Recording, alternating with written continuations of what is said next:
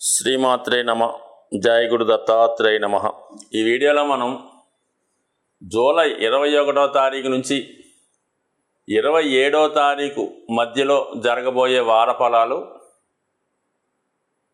ఏ విధంగా ఉండబోతున్నాయి అని తెలుసుకుంటూ, ముందుగా ఈ వారంలో ఉన్నటువంటి గ్రహాల యొక్క సంచారాన్ని, స్థితిని పరిశీలించినప్పుడు వృషభ రాశిలో కుజ గురువులు ఒకే రాశిలో ఉండడం, కర్కాటక రాశిలో రవి శుక్రులు, సింహరాశిలో బుధుడు, మామూలుగా కుంభరాశిలో శని ఉండగా ఈ వారం ప్రారంభమవడం జరిగింది.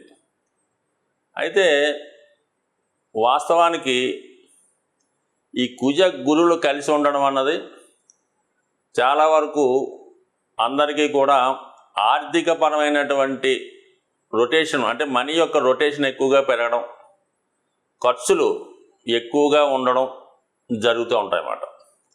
రవి శుక్రులు కలిసి ఉండడం ఏంటంటే ఒక విధంగా విశేషమైనటువంటి ధన వ్యయం, విలాసాల కొరకు, లగ్జరీ కొరకు ఖర్చు అవ్వడం జరుగుతూ ఉంటుంది. బుధుడు సింహరాశిలో ఉండడం వలన ఇది విద్యార్థులకి చాలా అనుకూలించే స్థితి. మరి శని భగవానుడు కూడా వక్రించి ఉండడం వల్ల ఏంటంటే ప్రతి ఒక్కరు కూడా గతంలో కన్నా ఎక్కువ హార్డ్ వర్క్ చేయడం జరుగుతూ ఉంటుంది. రాహుకేతువుల యాక్సెస్ అనేది కామన్గా మీన కన్యరాశుల్లో ఉండడం వల్ల ఏంటంటే కొద్దిగా మిగతా వాళ్ళకి, సాంప్రదాయబద్ధంగా ఉన్న వాళ్ళకి కొంతవరకు వాళ్ళలో ఉన్నటువంటి దైవభక్తి తగ్గే అవకాశం ఉంటుంది.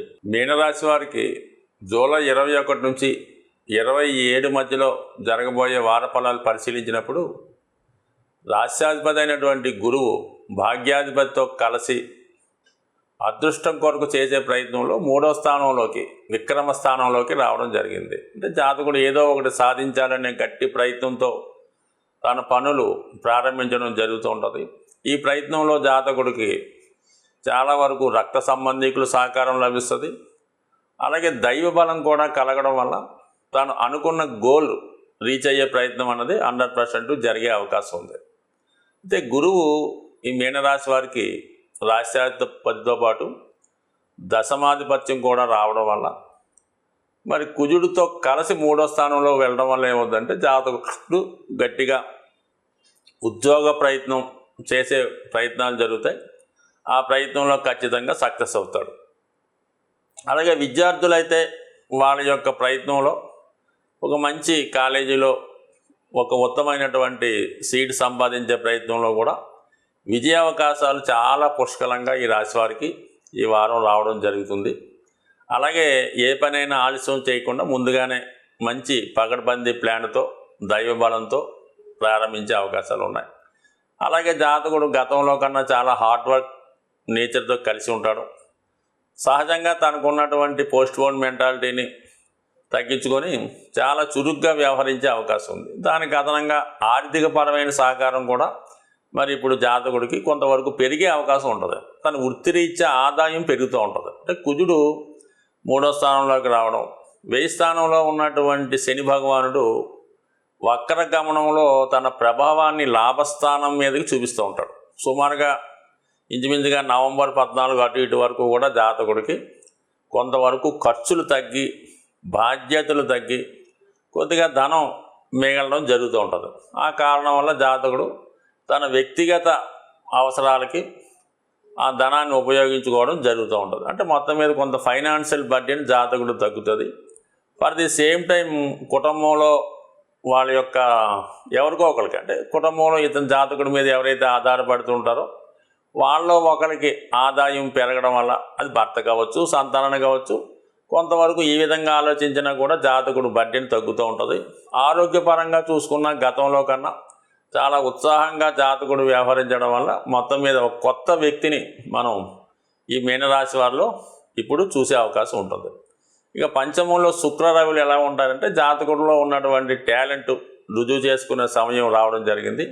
ఖచ్చితంగా అతనికి మంచి గుర్తింపు రావడం జరుగుతుంది. వృత్తిలో కూడా సమర్థవంతంగా చేయడం వల్ల అదనపు బాధ్యతలు రావడం జరుగుతూ ఉంటుంది. అలాగే స్త్రీలకి ఇది గొప్ప అవకాశం. అలాగే లేదంటే మీ యొక్క సంతానానికి కానీ భార్యకి కానీ ఒక ప్రభుత్వ ఉద్యోగం కానీ ఒక మంచి చెప్పుకోదగినటువంటి ఉద్యోగం లభించే అవకాశాలు చాలా ఎక్కువగా ఉంటాయి. అయితే కొంతవరకు కుటుంబంలో ఉన్నటువంటి వ్యక్తుల మధ్య విరోధాల కారణంగా కొంత మానసిక అశాంతికి గురయ్యే అవకాశం ఉంది.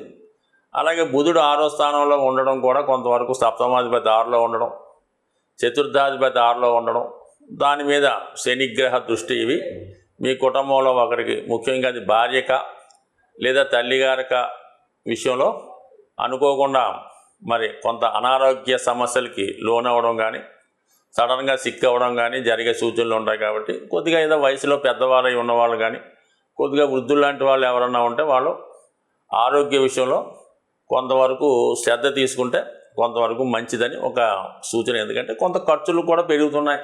శని 12లో ఉంటూ 11లో ఫలితం ఇచ్చినా 12 అంటే డబ్బు ఇచ్చినట్టు ఇచ్చుకొని మళ్ళీ అనవసర ఖర్చులకి ఎక్కువగా ఖర్చు పెట్టిస్తూ ఉంటారు.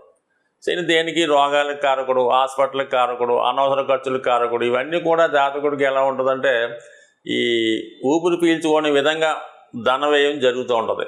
వచ్చింది అన్నటువంటి సమయం ఉండదు, అంటనే ఖర్చు అవ్వడం జరుగుతుంటుంది. కాబట్టి ఏదైనా ఆర్థిక పరంగా ప్లాన్ చేసుకుంటే మంచిది. బట్ ఏదైనా గతంలో కన్నా కొంత ఫైనాన్స్ వెలుగుబాటు ఫైనాన్స్గా కొంత బెటర్ అవుతారు. వృత్తిపరంగా కూడా కొంత ఇంప్రూవ్మెంట్ వచ్చే అవకాశం ఉంది. ఈ వారంలో ముఖ్యంగా మనకి జూలై 24వ తారీఖున సంకష్టహర చతుర్థి రాబోతుంది. ఎవరైతే ముఖ్యంగా ఆర్థికపరమైనటువంటి సమస్యలు, కుటుంబ సమస్యలు అంటే వాళ్ళు ఇబ్బంది పడుతున్నారో వాళ్ళు ఖచ్చితంగా ఈ వ్రతాన్ని చేసుకోవడం వల్ల చాలా చక్కని ఫలితాలు, అంటే పేరులోనే ఉంది సంకటాలు తొలగించేదని. సో ఆ కారణం వల్ల ఏంటంటే మీరు స్వయంగా చేసుకోలేని వారు కామన్గా మీ ప్రాంతంలో ఉన్నటువంటి విఘ్నేశ్వర ఆలయాన్ని దర్శించి, కామన్గా ప్రతి విఘ్నేశ్వర టెంపుల్లో కూడా ఆ రోజు ఉదయం పూట గణపతి హోమాన్ని, సాయంకాలం పూట గణపతికి అభిషేకాన్ని ప్రదోష వేళలో చేయడం జరుగుతూ ఉంటుంది. సో అది మీరు అందులో ఖచ్చితంగా వీలైతే రెండిట్లో పాల్గొనడం, లేని పక్షంలో సాయంకాలం దాకా ఉపవాసంలాగా లైట్ ఫుడ్ తీసుకొని ఉంటూ ఆ రోజు అభిషేకంలో పాల్గొని దాని తర్వాత భోజనం చేయడం వల్ల ఆ రోజు గణపతి అష్టోత్తరం కానీ, సంకటనాశన గణేశ స్తోత్రం కానీ, లేదంటే కేవలం వినాయకుడు నామాన్ని కానీ మీరు తలుచుకోవడం వల్ల విధి విధానంగా ఆ రోజు ఉండడం వల్ల కంపల్సరీగా ఈవెన్ ఏలినాటి శని ప్రభావం కూడా ఈ సంకష్టహార చతుర్థి రోజు చేసుకోవడం వల్ల 100% రావడం జరుగుతుంది. ఎందుకంటే వినాయకుడు ప్రథమ పూజితుడు. విఘ్నేశ్వరుడు పూజించిన తర్వాత ఏ దైవాన్నైనా పూజించాలి. మరి ఈ మధ్యకాలంలో మనం ఏదైనా ఈ ఏలినాటి శని, అష్టమ శని పడుతున్న వాళ్ళు డైరెక్ట్గా శివాలయంలో ఉన్నటువంటి మరి శని భగవానుడికి తైలాభిషేకం అది చేయించడం జరుగుతూ ఉంటుంది. దాని తర్వాత శివుడికి కూడా అభిషేకం చేస్తూ ఉంటారు.